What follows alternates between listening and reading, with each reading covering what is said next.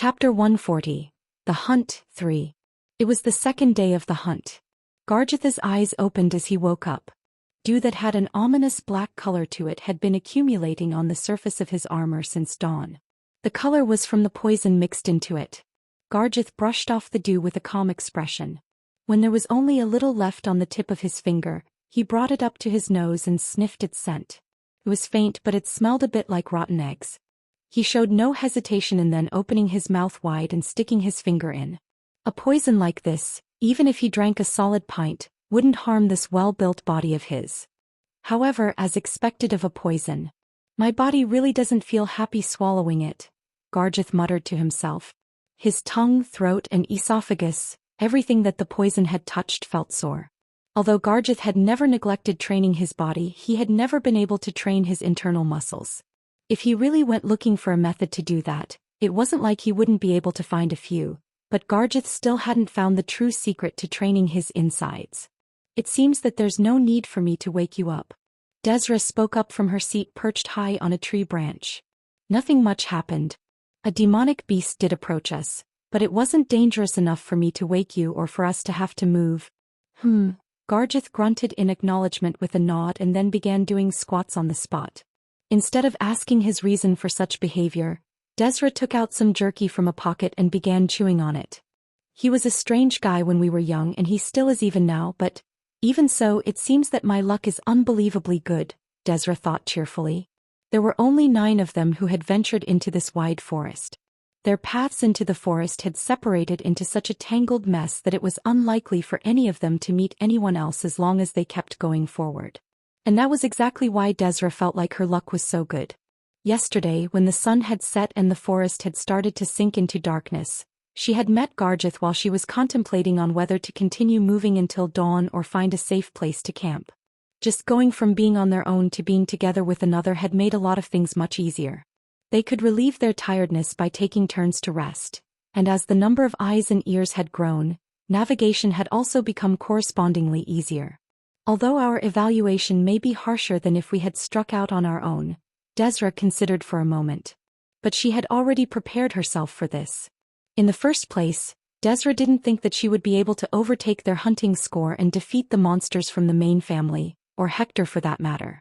She just wanted to get a moderate score, enough to make the elders in the Black Lion Castle remember the name Desra Lionheart. And I also want to join the Black Lions, Desra admitted to herself.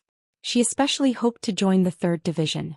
As long as you were a woman born in the Lionheart clan, no any female warrior with a passion for the martial arts, you wouldn't be able to help but feel a sense of admiration for the Carmen Lionheart, also known as the Amazon of the Lionheart clan and the iron-blooded Black Lion.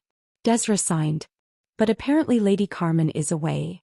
Desra had heard that Carmen had left on an escort mission for the main family. However, if Desra was able to show some accomplishments in this forest, then she would very likely be allowed to join the Knights of the Black Lion. Are you done? Desra asked Garjith. Just 3 more sets, Garjith grunted. Isn't that too much for having just woken up? You haven't even eaten yet. Replenishment comes after my training is over. Below her, Garjith was now performing squats with his great sword held across his back. Want something to eat? Desra offered once Garjith was done. Garjith turned her down. No, this is enough. Taking out a large canteen, he filled a cup to the brim with what looked like a thick porridge made from some unknown ingredients. After expressing gratitude for his healthy body and performing prayers for his continued growth, Garjith drank the cupful of his family's revolutionary muscle growth supplement in a single gulp. Vigor spread throughout his body as a feeling of fullness settled in his heavy stomach. Let's go, Garjith said with a refreshed expression as he wiped away the sweat from his forehead. Although Desra's dream was to join the Knights of the Black Lion, Garjith had no such plans. If he were to become a member of the Knights of the Black Lion, this would inevitably create a rift between him and the family that he was born in. The only exceptions to such an issue were the likes of the Council Head's family or Genos family, where the entire family would join the Black Lions as part of a hereditary tradition. Garjith respected his father and loved both his branch of the clan and the territory that they ruled. Rather than becoming a Black Lion and contributing to the Lionheart clan as a whole, he would prefer to inherit his father's title and rule their own territory peacefully. However, that didn't mean he had no desire to prove his skills in this forest. Garjith wanted to see just how much this body of his, which he had trained every day until sweat poured down like rivers, would shine during this hunt. It might look crude, but Desra observed the movements of Garjith's greatsword, which was about as big as her own body. He isn't just swinging it with all his strength. He's actually pretty sophisticated. The trajectory of the blade was constantly being corrected so that it wouldn't get caught in any of the surrounding trees. It was all thanks to his body, which Garjith had trained so barbarically, that he was able to swing and strike with such ease despite the sheer weight of the sword. He wasn't just relying on the greatsword alone either. He was striking with his feet, swinging his fists and charging forward with his shoulder. Garjith's huge bulk on its own was a weapon that he used to crush any demonic beast that came his way. Meanwhile, Desra kept to the rear. She had been in constant training with the spear starting from a young age and so was ready for anything. Demonic beasts could pop out from anywhere. Some could emerge from shadows, others lurked in trees and rocks, and still others could even leap out of the ground. Monsters that were able to manipulate their mana were rare. However, this wasn't the case for demonic beasts. They could freely manipulate the demonic power that filled their bodies and unleash a power similar to magic or sword force. But they still weren't a threat. Or at least that's what Cyan thought. During the few months he had spent training in the Black Lion Castle, he had yet to fight a demonic beast. All of Cyan's training had been in one-on-one spars with the captains and other knights. That was more than enough. Even if his opponents were humans instead of demonic beasts, the most important thing was that, in the end, it was all combat. The more familiar one's body was with combat, the better they would do. The knowledge of how to move according to each situation would become ingrained into one's body. As the experience piled up, even when they found themselves in a completely unfamiliar situation, they were able to avoid the worst courses of action. After entering the forest, Cyan had never once been in what he would call a worst-case situation. He hadn't even needed to use Geddon's shield. If the demonic beasts were only on this level, Cyan was confident that he would be able to easily break through this challenge with just his sword alone. Hector has probably headed in deeper, right? Cyan speculated as he shook the blood off his sword. That bastard Eugene is definitely deep into the forest. Cyan held similar intentions. He wanted to venture deep into the forest. He wanted to prove just how brave and exceptional the next patriarch of the Lionheart truly was. This is a surprise, Cyan muttered as he hid a look of alarm. No way. To think you two would already have gone in deeper than me. He had just come face to face with Garjith and Desra. Cyan reluctantly thought to himself, I know that they are among the most exceptionally skilled of the collateral branches. But, so what if that was the case? Cyan shook off the unnecessary slouch in his shoulders as he regained his confidence. They just hadn't been operating under the same conditions. No matter what one might say, Cyan was on his own while the two of them had each other. Indeed, Cyan had continued moving while they had slept through the night, as he had needed to be wary of the demonic beasts that he could encounter in the dark, so it couldn't be helped if Cyan's movements had been slowed. On the other hand, since there were two of them, they could keep an eye on each other's blind spots and, if they were tired, they could lean on each other. In any case, the two of them had definitely had it much easier. Cyan decided to think of it like that. But seeing as you two have turned back, it seems that you two must have faced difficulties heading in any further, right? Cyan stated with increased self-confidence. I'm not sure what you mean by that, Desra replied as her expression twisted into a fierce scowl. The memories of being chased by Cyan during the bloodline continuation ceremony, back when she was only 11, were still fresh in Desra's mind. Thanks to that, Desra held a hidden fear of Cyan, but in order not to reveal this, she purposefully raised her voice and narrowed her eyes. You're accusing us of turning back? We have been heading forward all this time and will continue to do so. We have no intentions of turning back, Desra proudly declared. What kind of bullshit is that? Cyan demanded. Also, what's with your expression? Are you trying to fuck with me right now? Garjith suddenly spoke up, cutting the tension. It seems that you've shaved your facial hair. Although it's too late to advise you either way, I think that you look better without any facial hair, young master.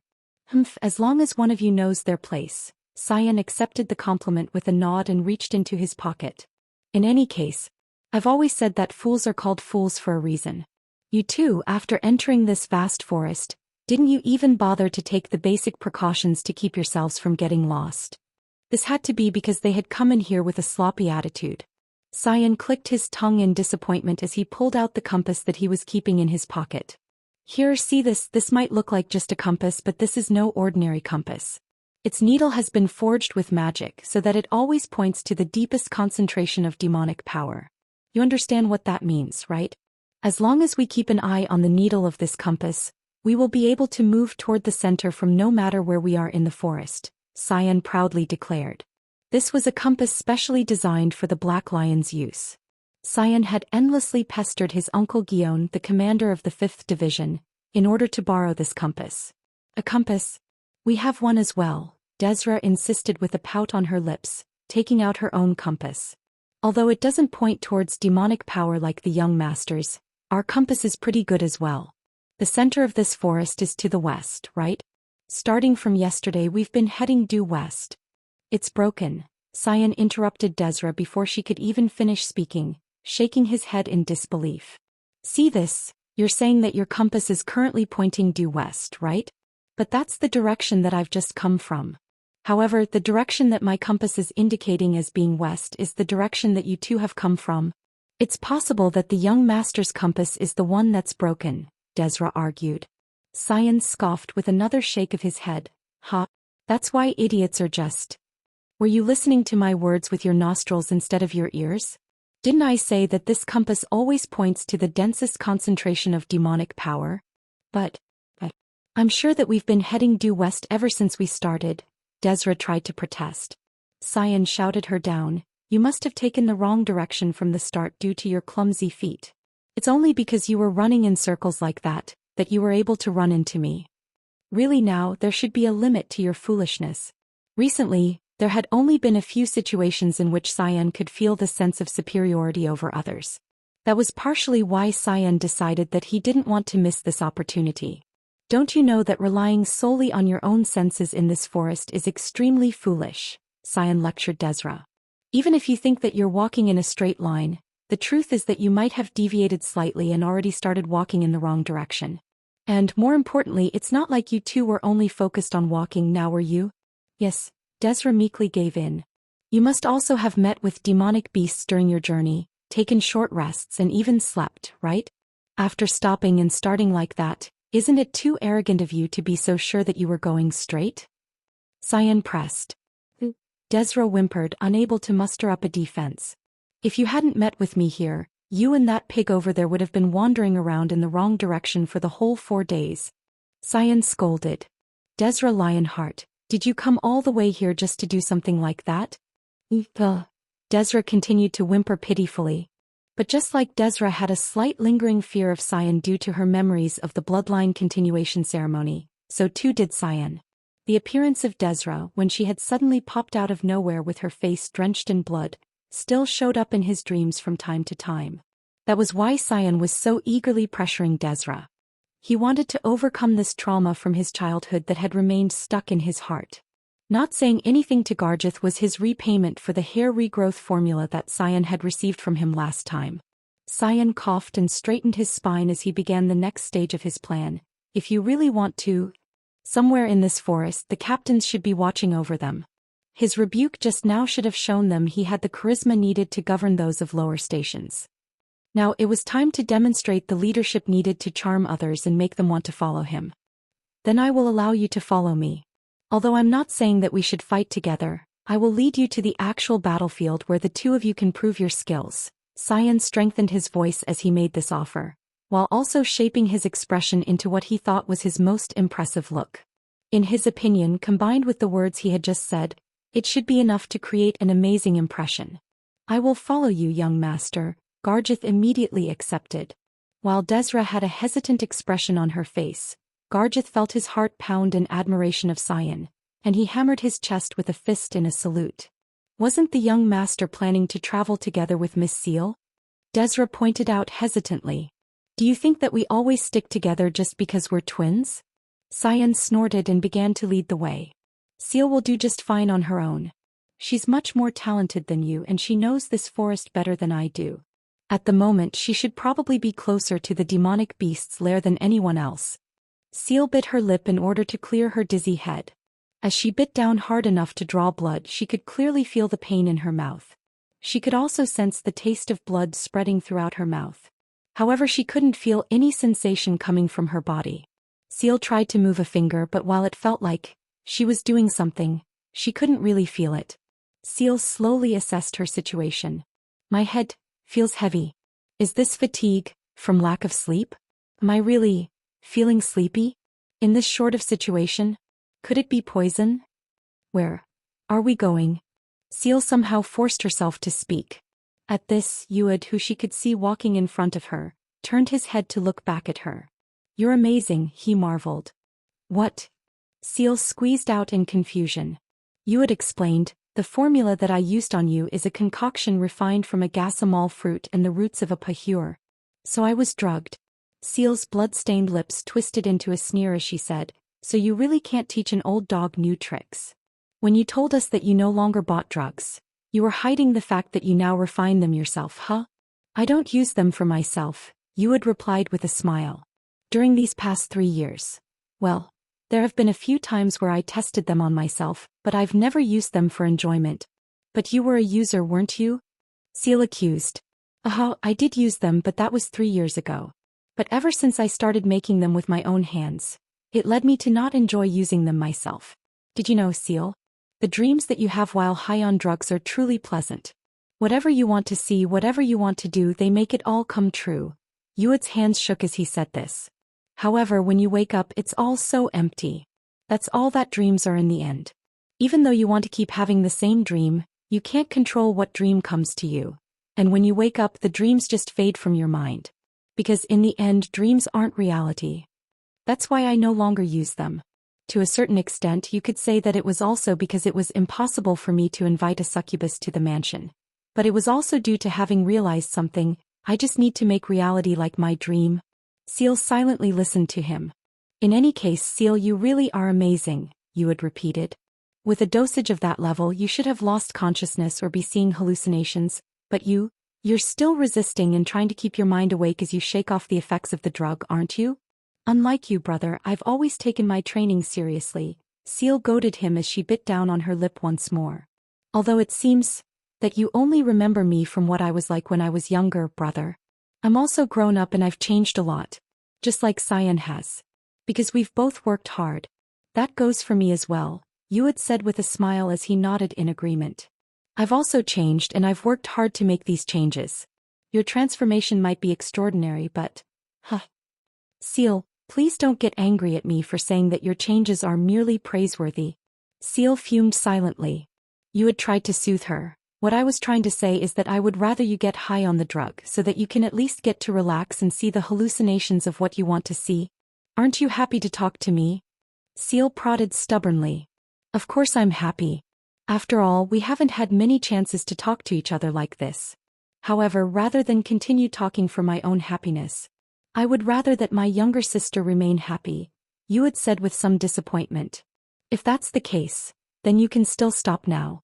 Just what in the world are you even trying to do? No, what do you plan on doing to me? Seal demanded. She had just noticed that she couldn't feel her mana. She kept questioning Yuad. The medicine that you gave me should have had the effect of scattering my mana. Is this a spell? Some kind of black magic? Just how did you hide it?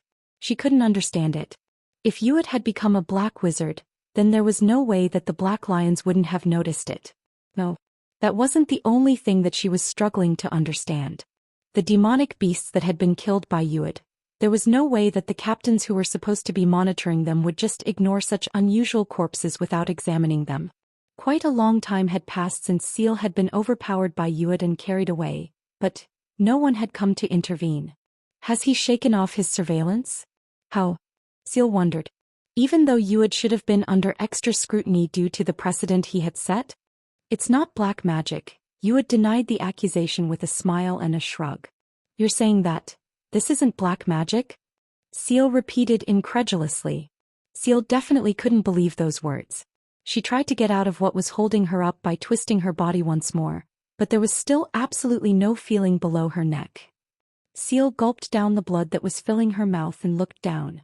Her body below her neck was covered by a black darkness. Was she unconsciously walking on her own two legs right now? Or else could she be flying in the sky?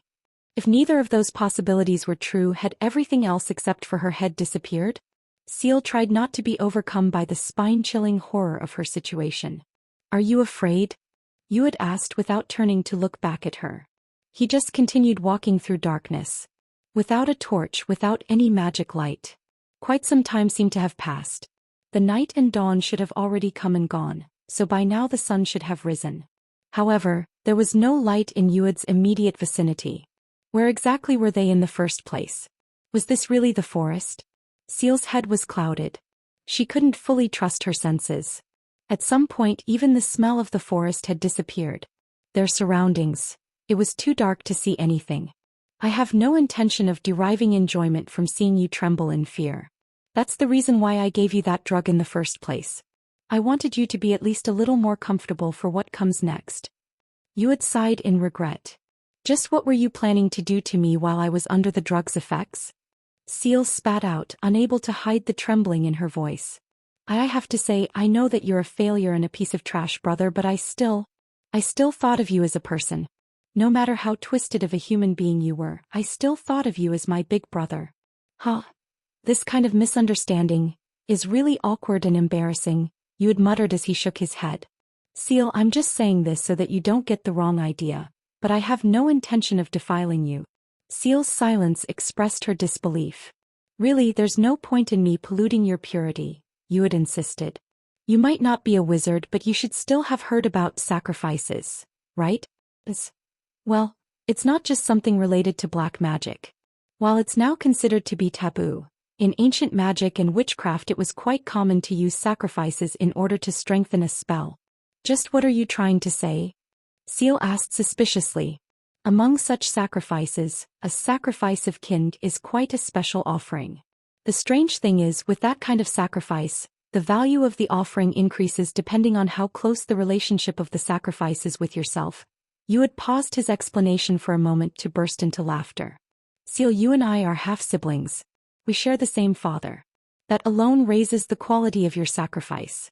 However, after that is factored in, the quality of your sacrifice depends not on our relationship, but on your own individual value. Silver hair and golden eyes are quite rarely found among humans. On top of that, Seal, you truly are beautiful. You have the body of a maiden who has just graduated from her childhood and is overflowing with vitality. Your skills and mana far surpass your peers. Finally, you are pure and your purity has never been defiled. You're disgusting, Seal cursed. My personal opinion of you. Well, it's just to the extent of agreeing that you're beautiful. However, everything else is just the truth, isn't it? You do possess such value and you even share the same bloodline as I do. Seal, you are the best among all the sacrifices that I could have offered. Yuad complimented sincerely. Seal was paralyzed by disgust. However, it won't be enough with just you, Yuad said to himself. Cyan. I wasn't able to meet with him earlier, but he should be here soon. Did you know? Just like how a pure virgin female has a high value as a sacrifice, a pure virgin male also shares the same high value. The only things better are newborn infants, fetuses and pregnant women, but I don't really want to bother with that. You're crazy, Seal spat out as her body trembled in fear. You're not in your right mind. So that's it, you just want to offer me and Cyan as your sacrifices?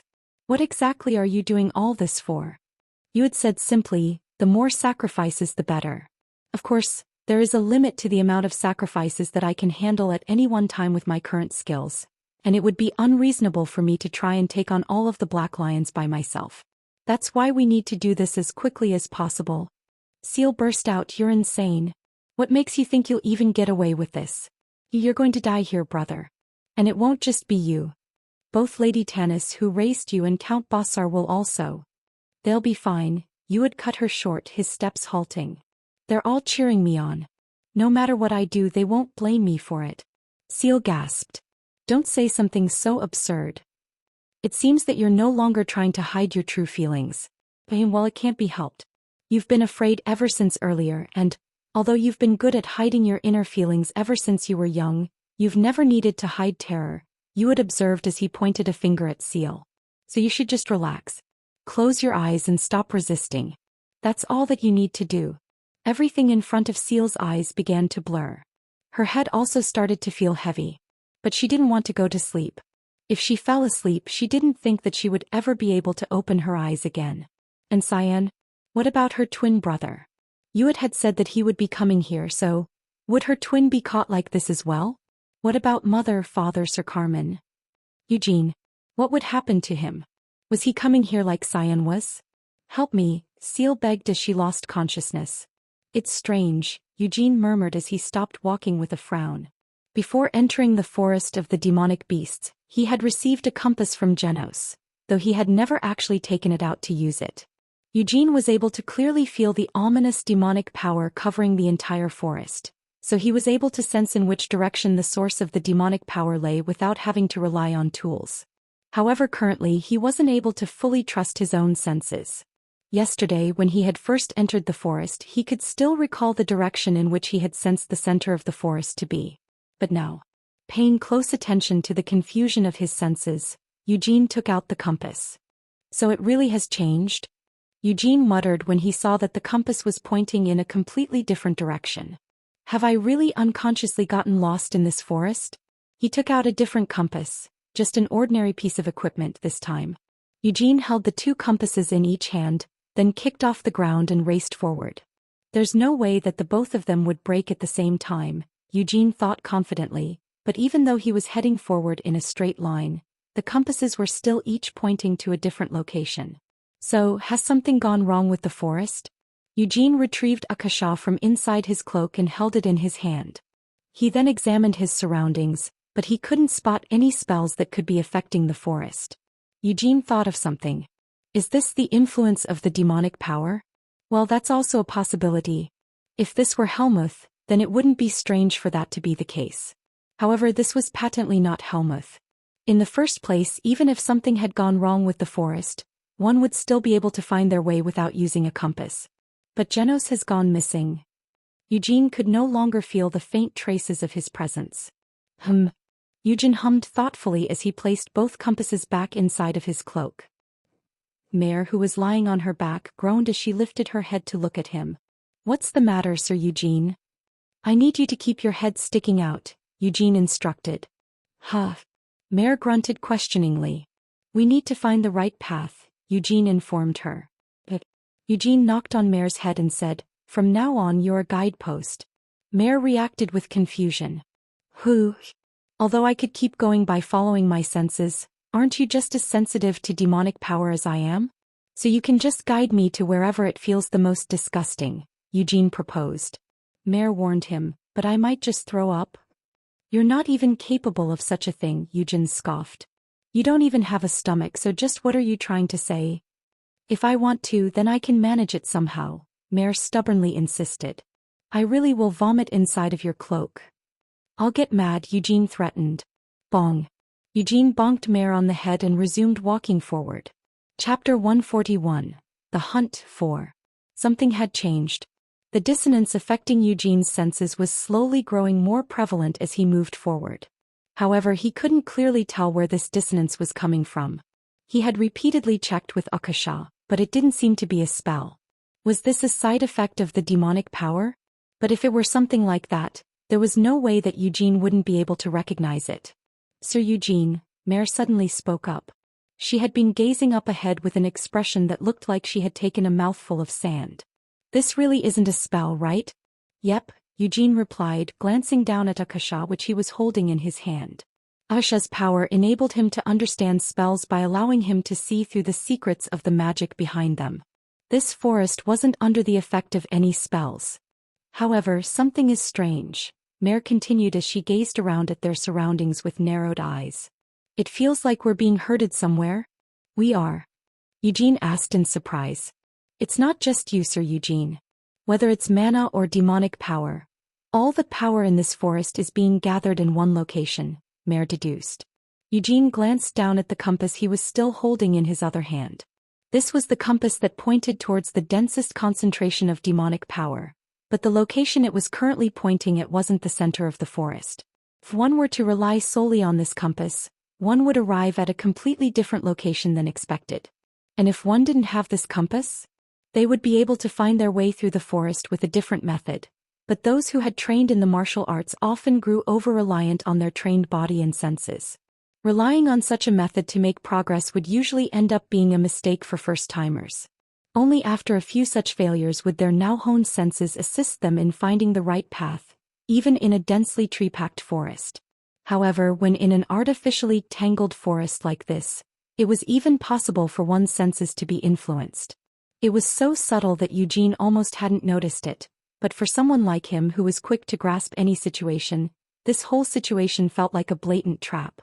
The problem is that I might not be the only one caught in this, Eugene thought regretfully. Spell or not, this trick had been cast over a wide area to attract all of the energies in this forest. Is that in order to neutralize the Knights of the Black Lion stationed around the center of the forest? What about the captains who are meant to be supervising us? Without any energy to draw on, will they even be able to put up a fight? The mystery of it all caused Eugene's imagination to run wild. His thoughts turned to the potential culprits.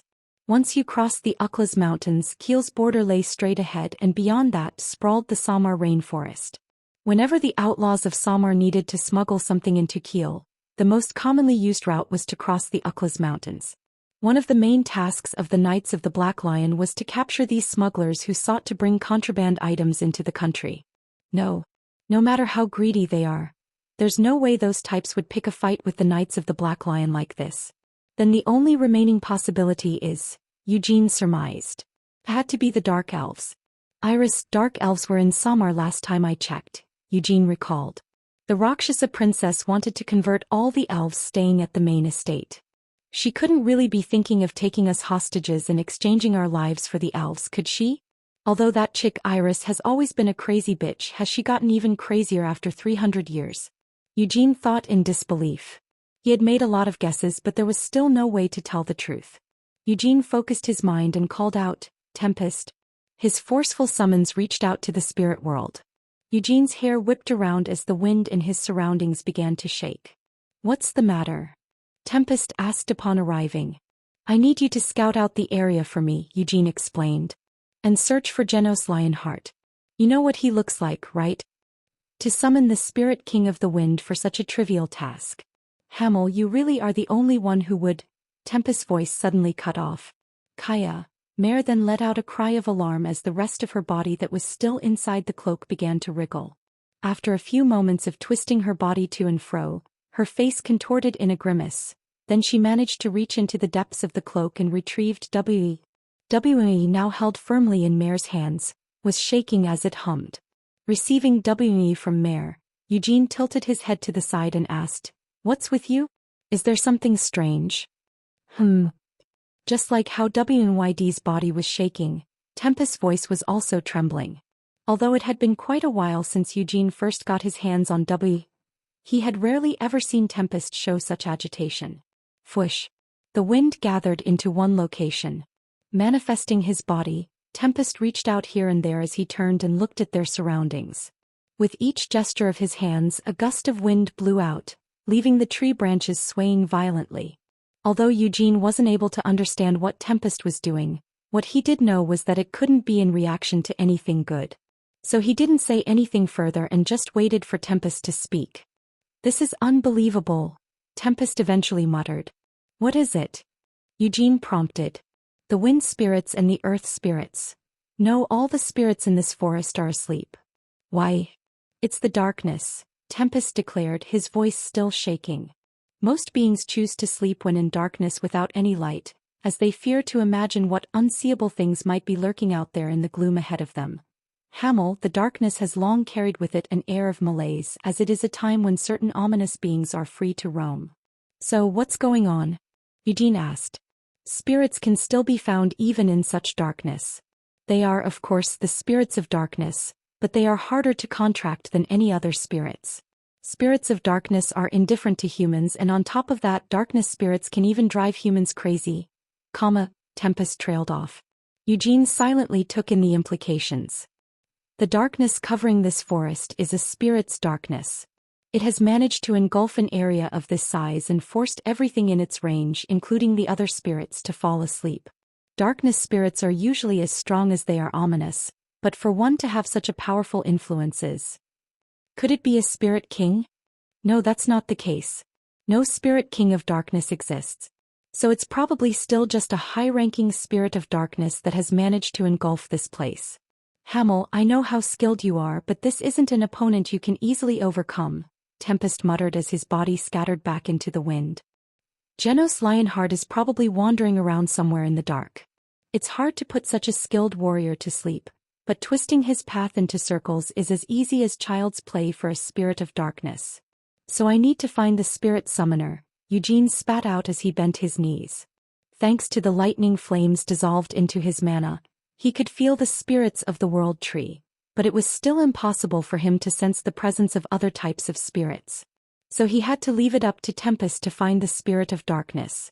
Recognizing the seriousness of the situation, Mare stopped whining and held on tightly to the edge of the cloak. After sensing where the concentration of demonic power was the deepest, Eugene kicked off the ground and leaped forward. Young master. Breaking her silence from all this time, Desra suddenly spoke up as she looked around at their surroundings. Are we heading the right way? At some point their surroundings had stopped feeling like a forest. The sun should have definitely risen by now, but even if they looked up at the sky they couldn't see any sunlight. Was it because they were too deep in the forest? Was the foliage too dense? But no matter how dense it was, could it really get this dark? The demonic beasts have grown stronger, Cyan observed as he scrubbed away some blood that had gotten onto his armor. No matter how foolish you are, you should at least be able to tell that, right?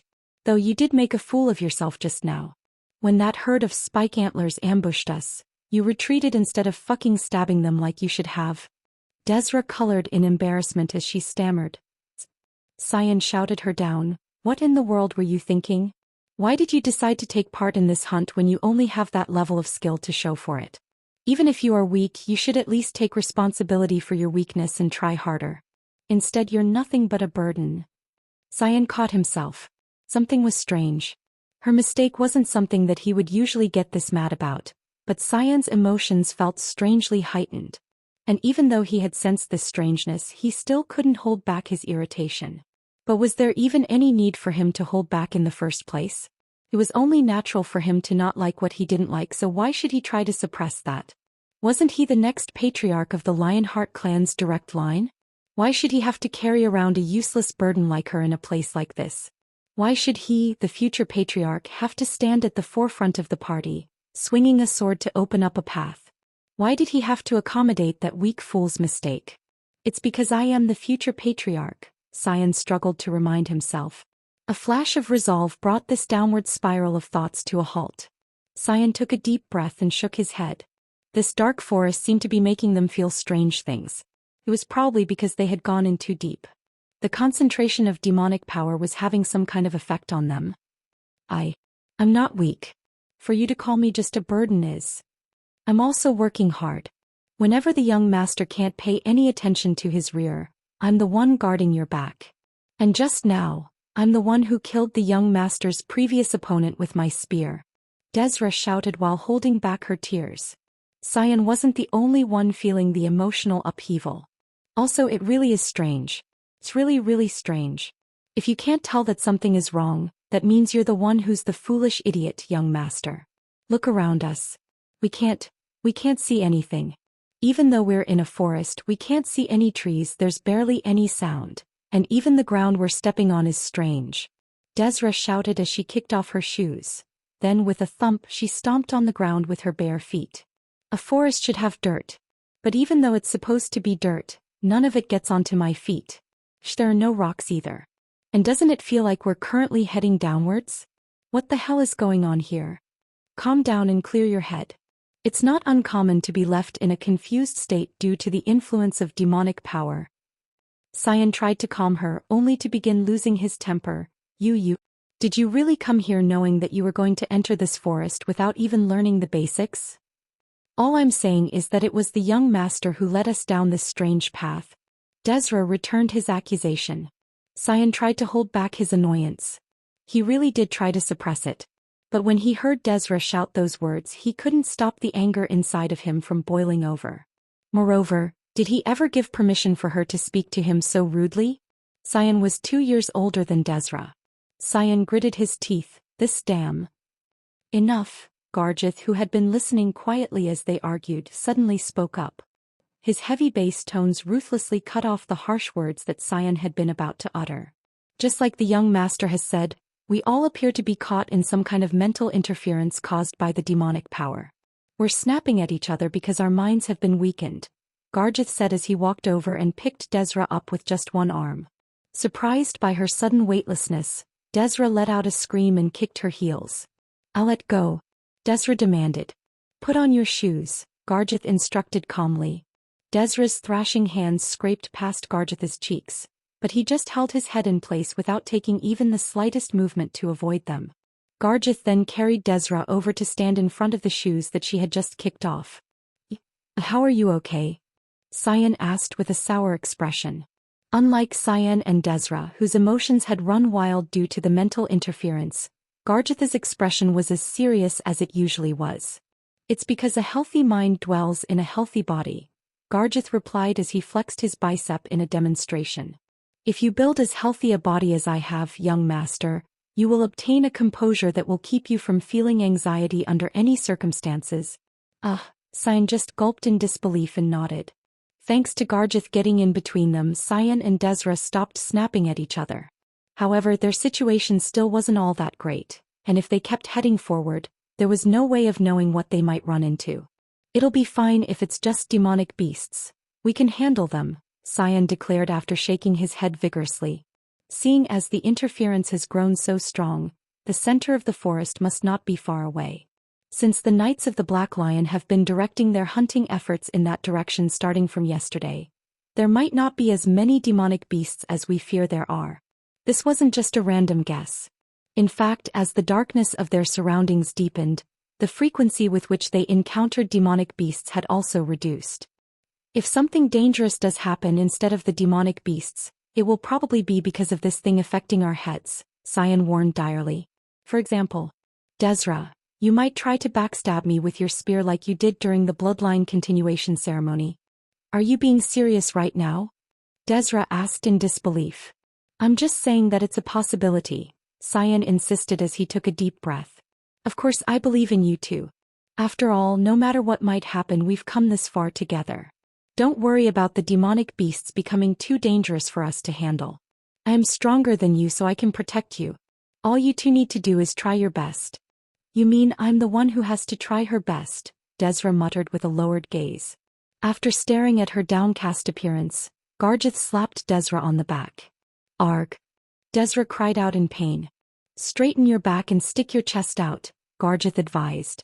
Such an unsteady and slouched posture will only tire out the mind. Ugh, Desra groaned, unable to argue with him. Also, you have to believe in yourself.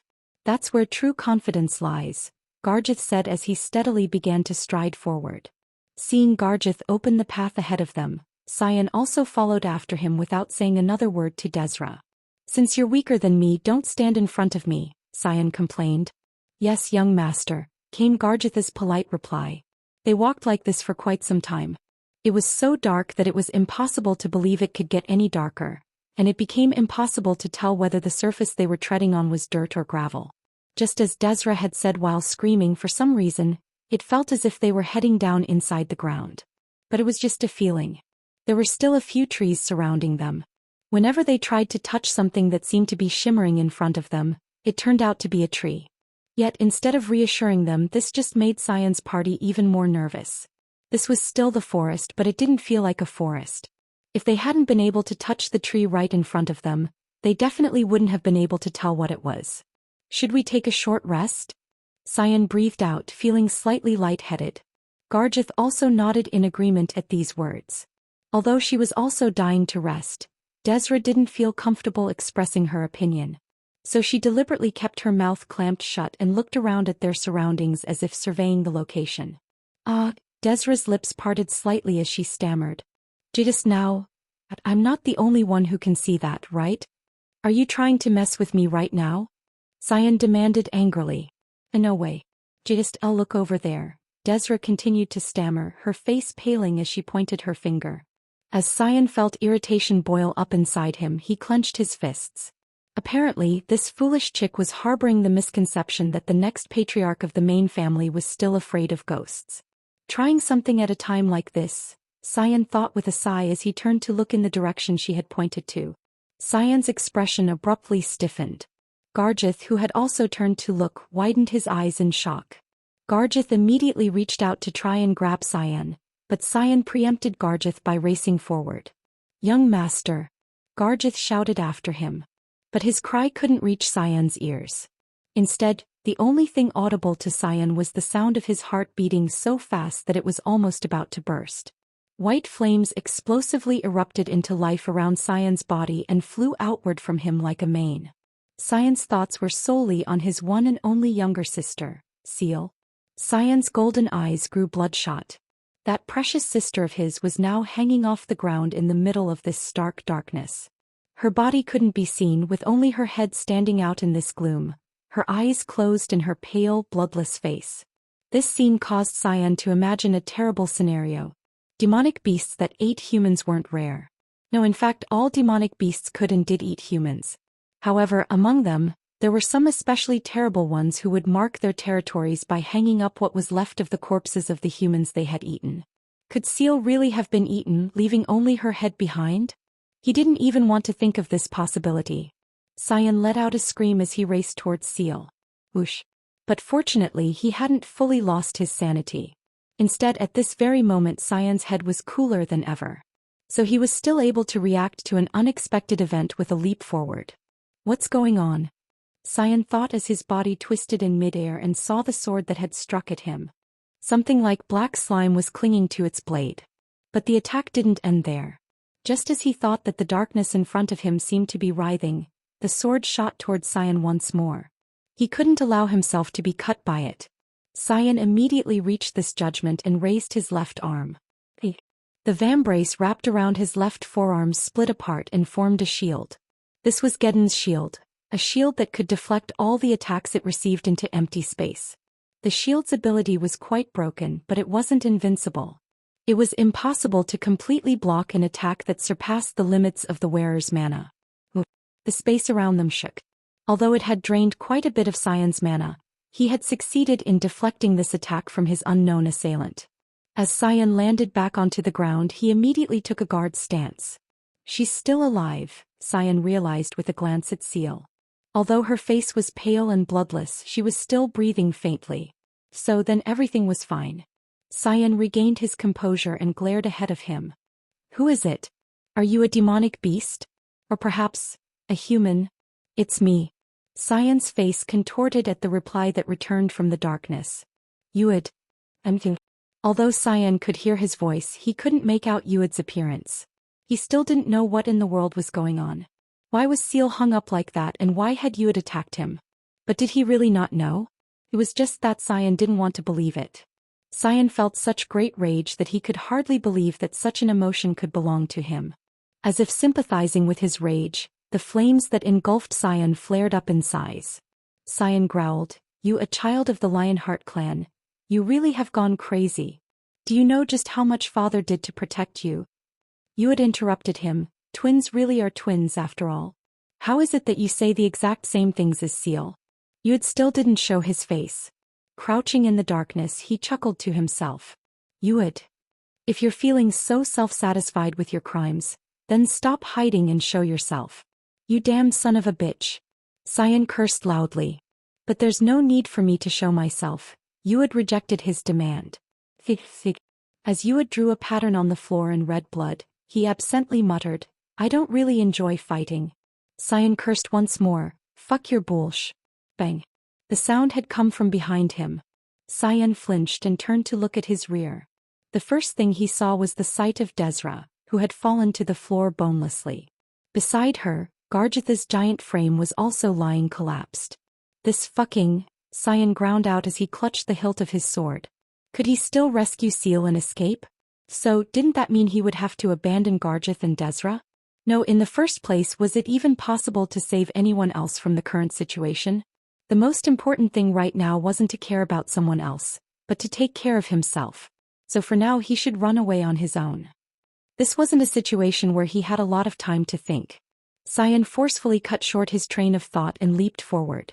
With Seal, Gargith, and Desra, no matter what he tried to come up with, it would be impossible to run away with all three of them at once. As the next patriarch, could Sion really abandon his younger sister and his vassals to run away all by himself?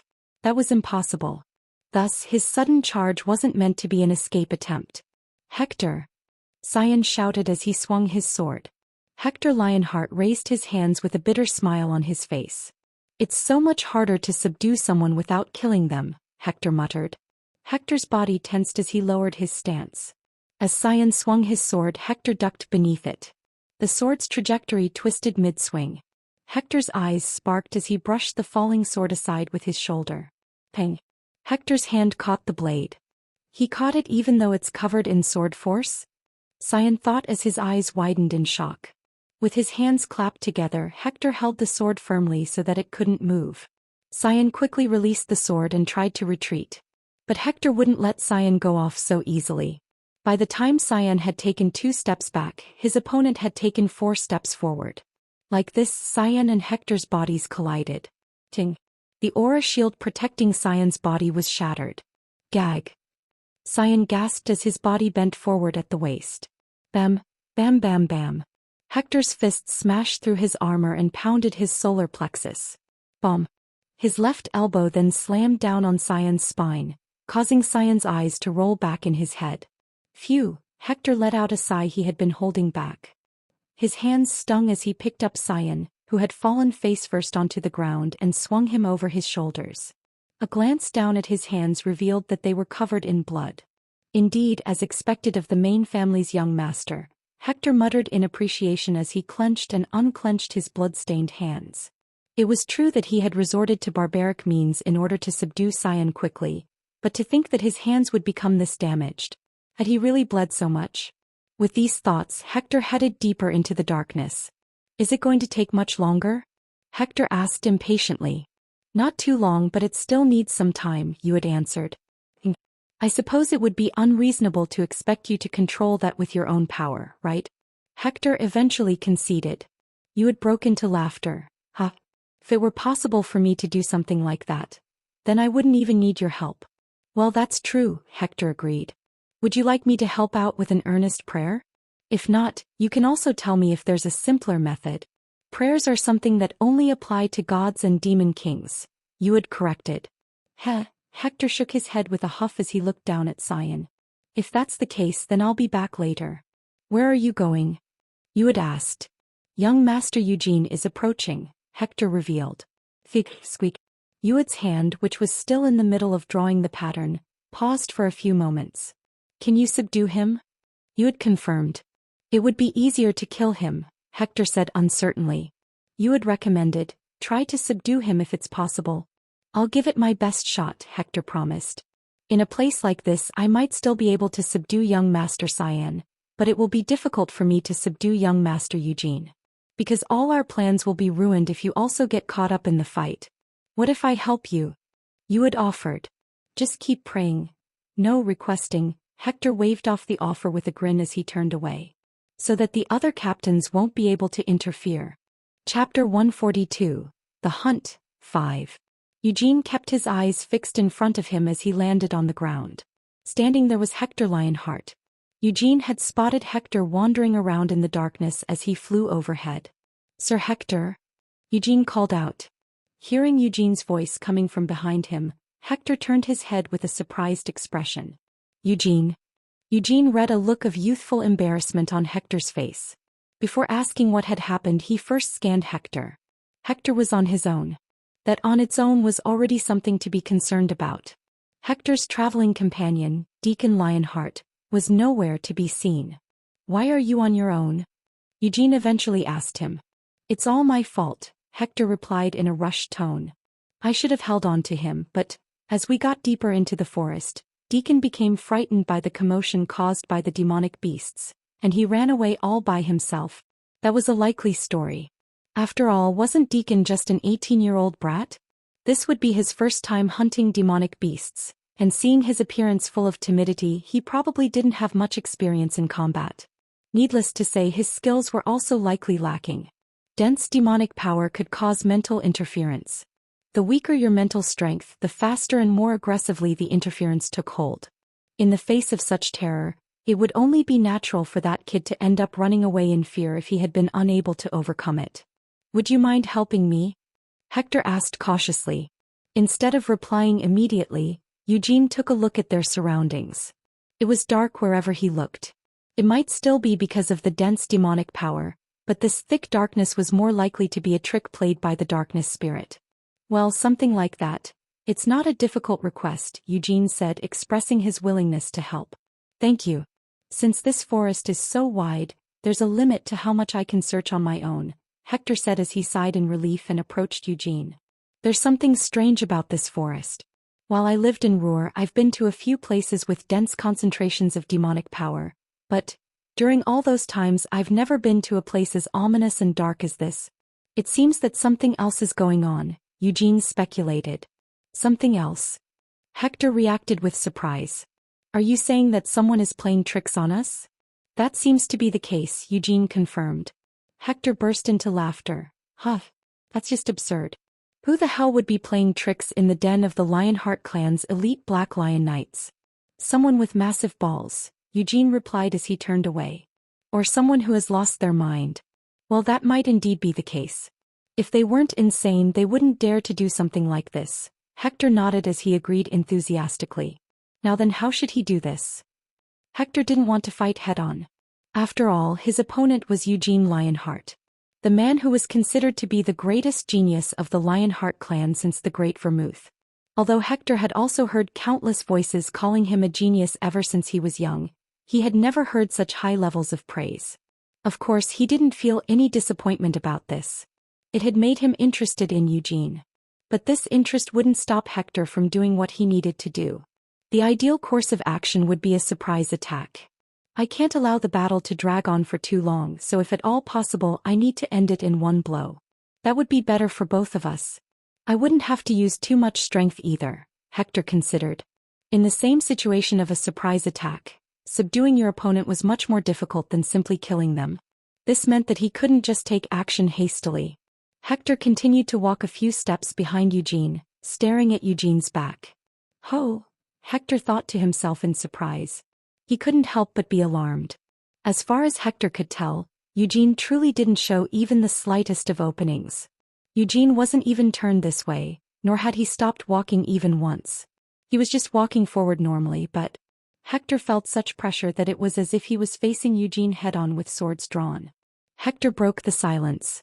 "Just in case, if there really is someone playing tricks, who do you think it might be?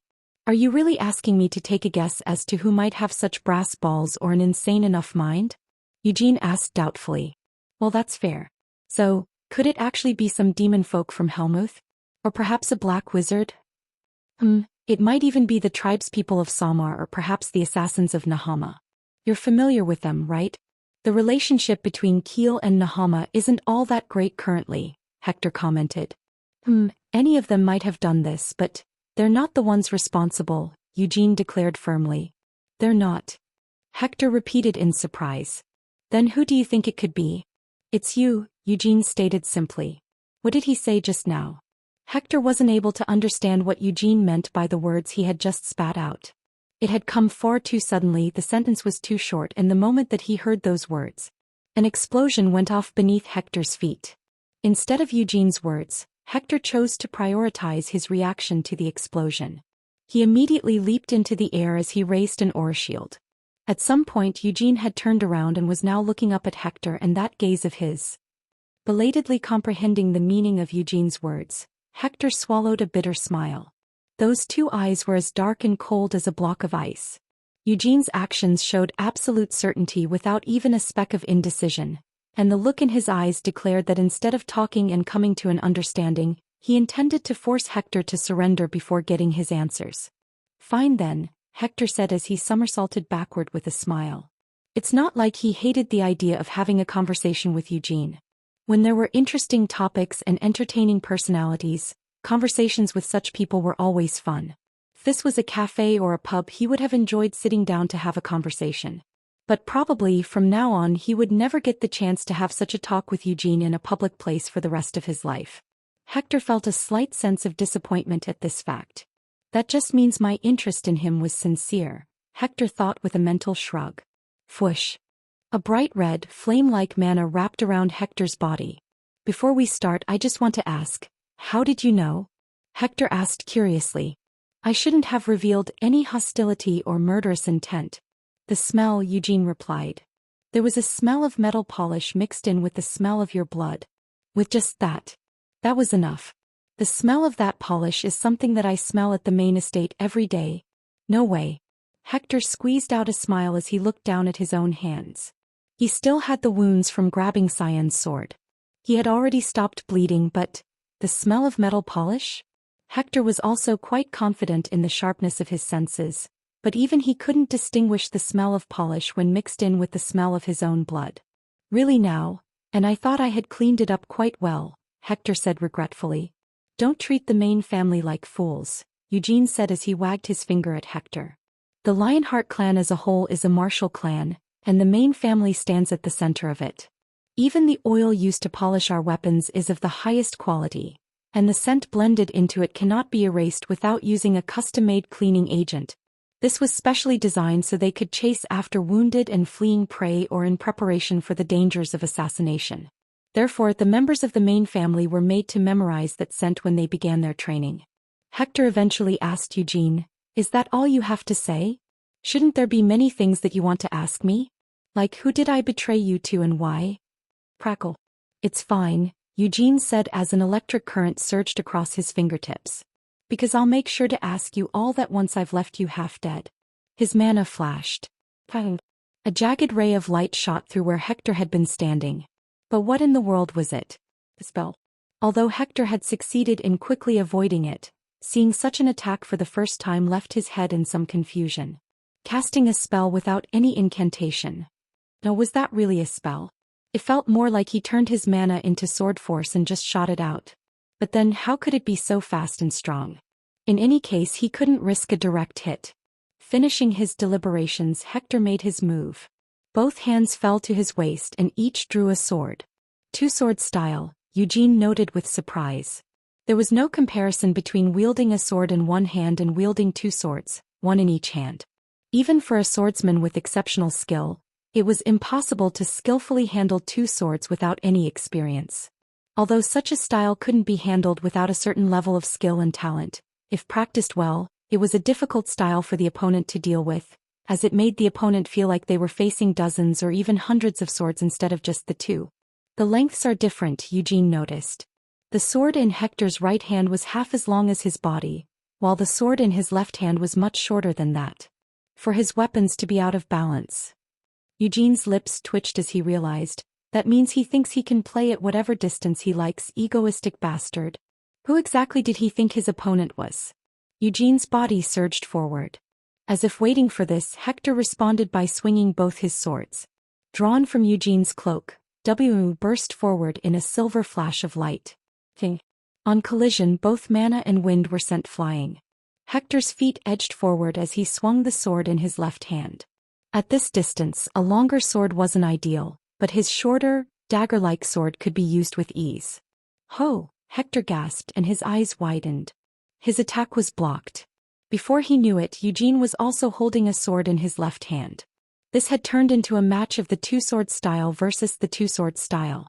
How interesting, Hector muttered as he raised his arms. As Hector's swords frantically attacked in wave after wave, Eugene refused to back down. His eyes were peeled wide open as he read the paths of Hector's swords. A lot of fake moves were mixed into his attacks, but it was useless. It was far too easy for Eugene to tell which of them were fake and which were real. This is unbelievable, Hector couldn't help thinking. Hector's swords kept getting blocked.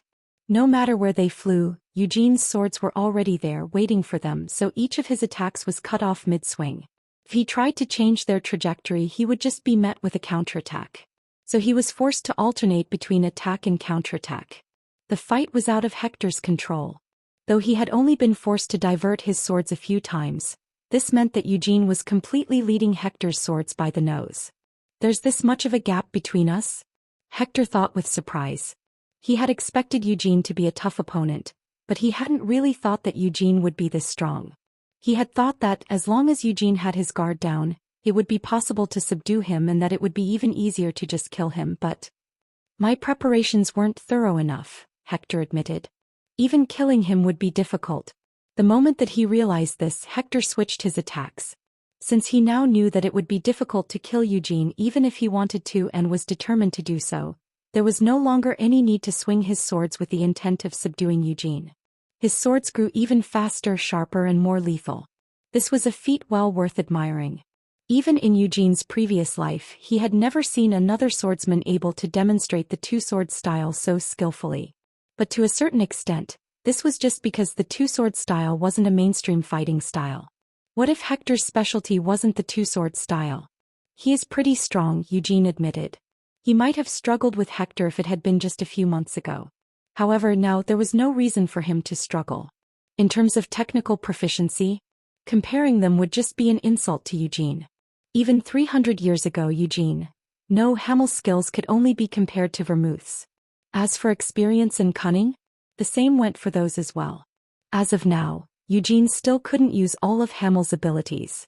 The White Flame formula was certainly an excellent mana training scripture, but if he was asked to reproduce the strength of his previous life with just the 5th star of the White Flame formula, in all honesty, that would just hurt his pride.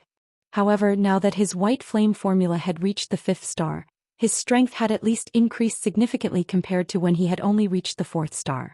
For an opponent of Hector's strength, he didn't even need to use ignition. There was a whole class of difference between them. Hector quickly recognized this. He wasn't able to get an edge in terms of skills, nor was he able to get ahead by using force. It can't be helped, Hector resigned himself. Though Hector hadn't wanted to get any help, since he had realized that he wouldn't be able to subdue Eugene by himself, Hector resigned himself to doing so. He took a deep breath as he let go of the sword in his left hand. King. Having left Hector's hand, the sword was engulfed in a bright red flame. Then, as if it had been enchanted with a spell, the sword moved on its own and shot at Eugene. Through precise manipulation of his mana, Hector was able to move the sword without touching it. From Eugene's point of view, this was just a petty technique that wasn't particularly useful for anything except stabbing a target. Instead of doing that hit, it would be much faster and stronger to just personally wield the sword with your own hands. Like this. Clang. WE shattered the short sword, and the mana contained within it erupted in a dazzling burst of light. Hoping that Eugene's eyes would be blinded for a few moments, Hector quickly ran back. Fwoosh. With a gust of wind, Eugene's body rose into the sky. Sensing this happening behind him, Hector clicked his tongue and lowered his body further. Eugene glared at Hector, who was running away, leaving a trail of bright red sparks behind him. Crackle. Lighting flames spread out from Eugene as he pulled Akasha out of his cloak. At the same time, he went through the countless spells that filled his head and picked one. Aeroblast. From inside the cloak, Mare mouthed the name of the spell. At the same time, Eugene's hand stretched forward, completing the spell's casting. The spell then combined with the winds raised by the Wind Spirit King Tempest. Aeroblast was a 6th circle offensive spell. However, its current power far exceeded the bounds of the 6th circle. Compressed air and wind burst forth in a single direction. Hector swung a blade, or more precisely bright red sword force, to try and shatter the spell, but the power of the spell far exceeded his imagination. Roar. The darkness shook. Hector was thrown a long way backward, where he struggled to focus his dizzy head. No way. Even an offensive spell of this level, he can cast it without any incantation? Hector had put up a defense. However, his whole body still felt numb, as if he had been electrocuted. Was it because that was a wind-type attack spell? No way. Hector let out a snort as he reached for his neck. So you have an artifact. His cloak billowing in the wind, Eugene looked down on Hector from on high as he held Akasha forward and said, "There are 2 dispel-type spells, 3 counter spells, 5 buffing spells, and, is that 7 defensive spells? Quite excessive. To think that Hector's artifact had been enchanted with 17 different spells. That made it a treasure that couldn't be bought even with billions of sals. You didn't have it with you when I saw you last time. It looks like that was your trump card?" Eugene speculated. "It's a lifeline that has saved me time and time again," Hector admitted. "I'm afraid that this is the last time it will save you," Eugene muttered as he concentrated his mana on Akasha. Crackle. Crackle. Lightning flames also gathered around it. Hector realized that it hadn't just been an illusion. Eugene Lionheart's mana was indeed infused with lightning. But how could that possibly be? Hector wondered as he struggled to raise his sluggish body. I shouldn't have come here, Hector sighed. Releasing a deep sigh, Hector glanced down at the sword in his right hand. In the aftermath of the collision with that spell just now, the sword was in complete ruins. At that moment, Eugene's spell came flying at him. Dozens of beams of light pierced through the air. The name of this spell was the space-piercing ray beams. By piercing a hole through space, this spell could hide the trajectory of its beams. Bam bam bam bam. Hector's feet slid backward as he swung his shattered sword. Any beams that couldn't be blocked were left up to his necklace's defenses.